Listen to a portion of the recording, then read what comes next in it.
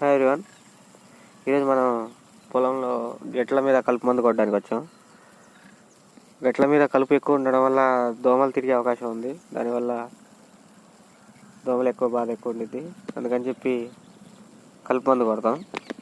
మనం ఈరోజు తెచ్చిన కలుపు మందు వచ్చేటప్పటికి